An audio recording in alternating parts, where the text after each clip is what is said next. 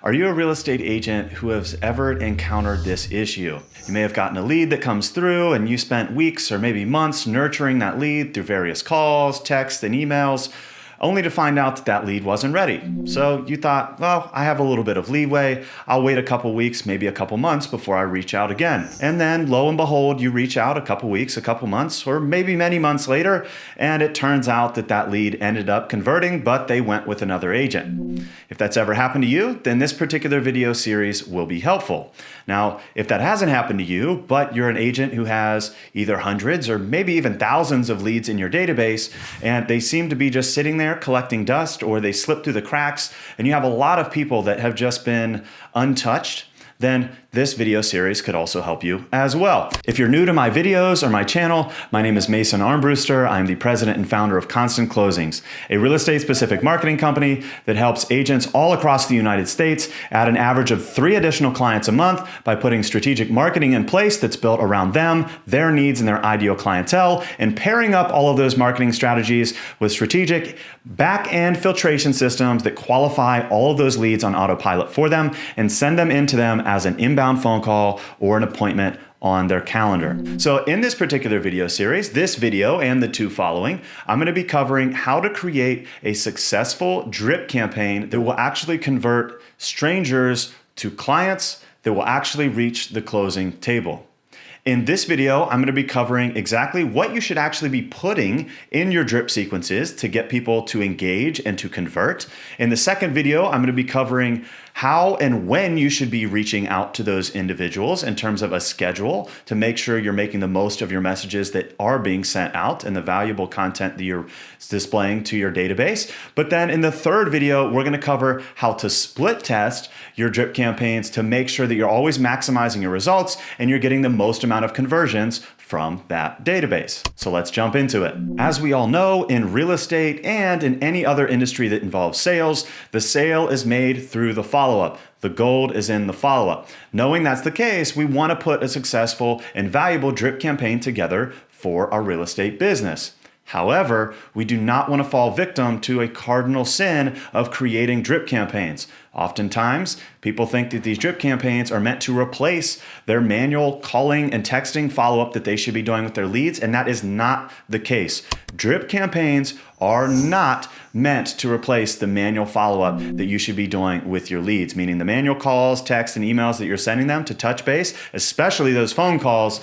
These drip campaigns are not meant to replace that. These are simply meant to put in place so they'll help nurture people in the background, convert more of those individuals that were just sitting collecting dust in your database so that that doesn't happen again, and also make the most of your time. Meaning, if you've nurtured a lead for, let's say, 3 to 6 months and they're still not ready to convert yet, your time is better spent probably on the phone, nurturing other people that have come in more recently. However, you don't want to let those people fall through the cracks because you don't want to wait another couple weeks or another couple months, as we mentioned, only to find out they went with somebody else. So you want to use drip campaigns to nurture those people so that your manual outreach is better spent with the people on the front end, and then the back end nurture campaigns can continue to nurture people in the background on autopilot for you without requiring as much of your time. So again, first cardinal thing, we want to make sure we don't fall victim to the sin of using those drip campaigns to replace our manual outreach. The other big thing we need to be aware of before we actually start creating content is the big value versus ask. These are 2 different types of drip campaigns, 2 different types of messages, and you don't want to fall victim to this either. A lot of people, when they think of a drip sequence, marketing companies included in this, what they'll do is they simply create messages that'll go out every couple weeks, every couple days, every couple months that simply asks, are you ready to buy yet? Are you ready to sell yet? Have you made your mind up yet? How about now? Are you ready to go? Are you still working with that agent? And all those type of questions. Now, those are asks. Where we want to be focusing is value. So again, value versus ask. You do not want to be on this side of the spectrum with the ask. You want to be providing value. The only way you're truly going to keep your database in touch with you, where they know they can actually trust you and they're actually going to want to convert with you later on, is by providing them valuable content, not to simply badger them and ask them, are you ready to buy yet? Are you ready to sell yet? Are you still working with that other agent? Those type of things will simply turn off the individuals in your database, and that's not the goal here, right? The goal is to get as many of those people to the finish line and to the closing table as possible. So we want to make sure we're providing value, and we want to make sure that we're not using these drip campaigns to replace our manual outreach. Now, once we know we need to provide value, what should we actually be providing in terms of the value? There are quite a few things that you can send out through text, email, and other means to nurture your database and provide value. I'm going to list a few of those things off here, some of which you may have thought of, maybe some you haven't. But you could produce buyer's guides. You could send out seller's guides. Tips, tricks, hacks when it comes to real estate. For example, how to do your landscaping, how to raise the value of your home, how to best renovate this, how to renovate that, tips for staging, all sorts of stuff like that. Tips, tricks, and hacks can be valuable. Or you can also post community or market updates as well. So if something new is happening in your area or something cool or trendy, you of course can share that information. You can share the information based on market analyses as well. So if you want to do a market analysis on the price of homes in your area, how the market is trending in your particular farming areas that you spend most of your time, you could send out those details as well. And then of course you have the big ones. You have holidays, you have birthdays where you can send greetings and congratulations and all sorts of different types of things, especially if you know more of the ins and outs of the leads that you're working with, if you know more personal information about them. And then last but not least, and something that's often overlooked, is simply answering your FAQs or your frequently asked questions. So take a minute to sit and think. You know the ins and outs of real estate, but I'm sure you get a lot of questions from your clients and a lot of very frequent questions that you're like, oh, here I go answering this again. It may be something that's so commonplace for you, knowing the ins and outs of real estate, that you don't realize that you're actually providing a lot of value to people. So take a minute to sit down and think through what those questions are that you most frequently get asked, and then simply provide the answers to those questions. I know it's very straightforward, but a lot of people often overlook this. And the cool thing about it is not only are you providing value, which is helping you build more rapport and more trust with this lead prior to them engaging with you on a more consistent basis, but you're also answering those questions ahead of time. So once they do convert, and they do convert with you, and they actually start speaking with you, or they become a signed buyer or a seller agreement, or even if you don't sign the buyer or seller agreements, but they become an active conversation or an active client, at that point, you've already answered the question, so you don't have to answer it again. And you can build that relationship up and move it along a little bit faster than you would have otherwise. Now, once you've used one of these methods to send out text, emails, or another form of communication to get this out to your existing database, what you also want to take into consideration is the types of messaging and media that you're sending out. What I mean by that is you have videos, you have pictures, you have text. And I would include guides, brochures, that type of thing in the picture or text option. Now, those are three different options. Of course, you have text and email and that type of stuff, but I'm talking about the actual media, how you are framing the value that you are actually sending to these people. And it's just important to keep in mind, as the good old sayings go, a picture is worth 1,000 words and a video is worth 1,000 pictures. So oftentimes we recommend, and we do this for our clients as well, if there's any FAQs, especially those type of questions, we recommend that you film a video and then display the valuable content that way. And then a secondary option, of course, is your pictures and your guides, that type of stuff, or your creatives that you may use canva.com for or something like that. And then, of course, you have your text option, in which you just have like a normal text or a normal email, like written out email that's going out. Now, of course, those are scheduled in advance, but it doesn't necessarily contain any pictures or videos. So again, that's the best option. Video is always going to be the best. Pictures and guides are always a second, and then your standard text options are usually the third best option, because those options are usually meant for more of database reactivation, meaning you're sending a message out to somebody and you want to get action right away, where you are doing the quote ask. But in this case, we're focusing on the value. So videos first, pictures next, and then your text. Now, if you are going to be doing video, which we recommend, we often recommend that you use either YouTube or loom.com. These are two great options to provide your videos to these individuals. Because as you know, if you're using your CRM or a lot of other services, let's say an outside service to send your emails especially, that bill can rack up quite a bit if you're sending emails that have large files attached to them. So you want to minimize the size of your emails in terms of file size to minimize your cost in terms of nurturing your database, whether it's through your CRM or through a separate service outside of your CRM. So what you can use in this case is either YouTube, or loom.com. Either one of these options is great. YouTube is very basic, very simple, very easy to use. A lot of people are familiar with it. So if you haven't used loom.com before, you can use YouTube since you're probably familiar with it or you've uploaded a video before. You simply film your valuable content, upload it to YouTube, and then you can embed that link in your email or your text sequence that you're going to be nurturing people with. So you're providing that link to them so they can click on it. However, at the same time, you're keeping your file sizes down and hence minimizing your costs associated with the nurture campaigns you're building.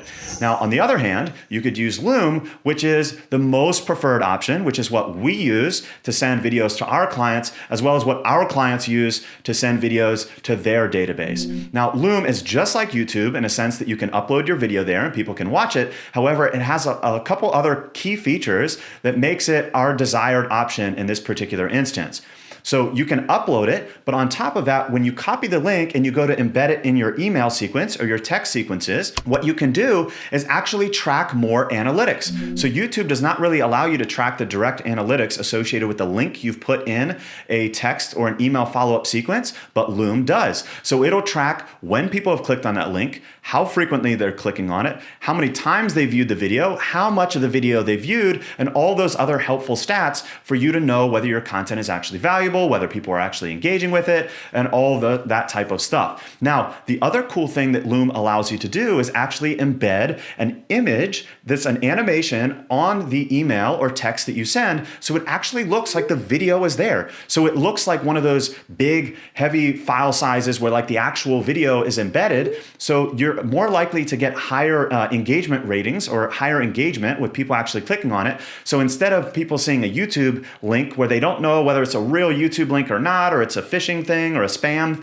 thing, what it allows you to do is if you copy that feature on from Loom with this animation, it actually looks like the whole video is right there. It'll show you partially animated, like a 5-second clip from the video, and it's an animation. So again, it'll keep your file size very small, but it actually links to the video. So if they click on it, it'll take them to the video, they can view it. However, it also gives you the added benefit of higher engagement because now they're not just trusting some random link. They can see the video right there in front of them and they can see your face and they can see you moving. So that they'll get more interested in wanting to click on that video and actually watch more. And then from there, you can track all those analytics and use that going forward to create more valuable content. So again, if you're filming those videos, you can go with YouTube or Loom. My recommendation is to go with loom.com. They have free options as well. So it's not something, they do have paid options, but the free option is more than enough to do what you need to. Your videos will simply need to be, at the time of filming this video, the videos will simply just need to be 5 minutes or less in length for the free version of Loom. So at this point, we've covered value versus ask, and we know we want to provide value rather than simply asking people over and over if they're ready to go yet.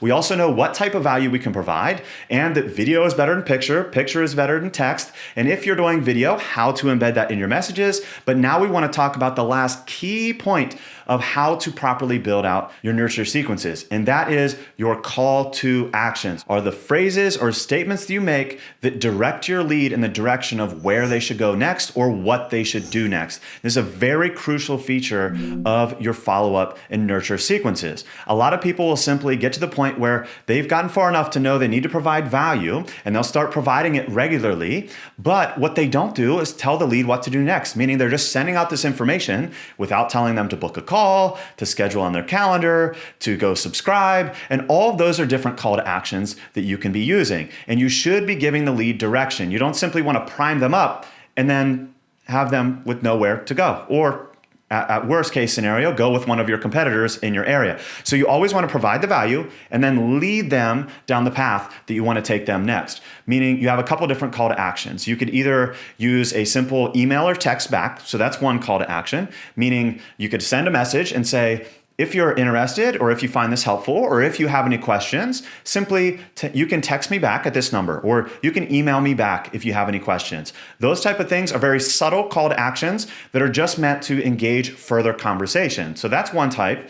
The other call to action is simply giving them a direction. Meaning, for instance, in this particular video, I could say in this video series, I'm talking about X, Y, and Z, and the next video, I'm gonna be talking about that, so stay tuned for the next video. Again, it's very subtle, but it's giving people the direction of knowing, hey, I'm gonna be posting this video next, so stay tuned for that. So that's something you could be doing as well. And then of course, if you're producing video content, especially like we talked about earlier, and you're leveraging those tools we talked about, like YouTube and Loom, and if you're on those platforms, oftentimes you'll use the terminology subscribe. So you could have the call to action subscribe. After providing valuable content, you could say, if you're looking for more videos like this, then feel free to hit the subscribe button and stay tuned to my channel where I'll be filming more content like this. So that's another call to action. Or of course, you can use a very direct call to action. As long as it's phrased correctly at the bottom of your email and you're truly providing value, there is not going to be a concern or an issue with you directly asking people to book a call on your calendar or to give you a ring at a particular time. It's a little more direct than asking people to simply reply to an email back or reply back to a text message. However, if you're providing value, you don't need to worry about it coming off too strong, meaning you could provide that valuable content with the video included, and then you could say, hey, still looking forward to getting you to the next step of your journey. Or if you said something about staging tips in your email, you could say, hey, looking forward to meeting with you. If you're interested in talking about these staging tips in more detail or seeing how we could help you out with your particular home, then feel free to book a call on our calendar here, or feel free to call us at our number here. And then you could put your personal number or your admin's number, like your assistant's number or your ISA's number if you have a cold caller working for you. However you would like it, you can use those different call to actions. So you have your email and text reply back call to actions, you have your simple give people direction call to actions, your subscribe action, and then you have a book a call action. So those are all call to actions that you can use, but at the end of the day, if there's one thing you take away from this video, it is that you should be using a call to action. You don't simply want to give those people the valuable content and then have them nowhere to go next and just leave it at that. Because at the end of the day, it's just going to be another text or another email lost in their inbox if you don't tell them where to go next. Just like you would handle your phone calls with your leads, before you hop off those phone calls, you're probably well trained at this point to know that you always need to set the next action step or the next point of contact. Meaning, well, if you're talking to somebody today on Tuesday, say, okay, great. How about if I follow up with you next week on Monday? Or how about we meet in the office tomorrow at this time? It's the same thing, except you want to do that with your drip campaigns as well. So to summarize, if you want to build a high converting drip campaign that'll help you leverage your time and actually convert strangers to clients that actually get to the closing table, then you want to make sure you're focusing on value instead of just asking. You want to make sure you provide any of those valuable pieces of content that we talked about earlier: buyer's guides, seller's guides, tips, staging tricks, different housing or renovation hacks, market updates, community updates, holidays, birthdays, and answer those frequently asked questions. And on top of that, if you're providing that value, you want to always focus on video if you can, pictures or guides as a secondary option, and standard text messages or email text messages as a third option. And then of course, if you are providing that valuable content, you always want to make sure you have a call to action to tell people to either book a call with you, call you back, reply to the email, subscribe, or at least send them in the direction of the next piece of content you'll be sending their way. If you do all of those things, that'll allow you to build rapport faster, answer questions faster, build more trust with these leads, and actually get more of them to the closing table so you have less in your database that are just sitting around collecting dust. If you found this information in the video helpful, feel free to click the subscribe button and then stay tuned for my next video in which I'll be covering when to actually send out that valuable content and how you should send out that content and how you should structure your tech side of things to make sure more of those messages you're sending out are actually being delivered and not going to the spam box.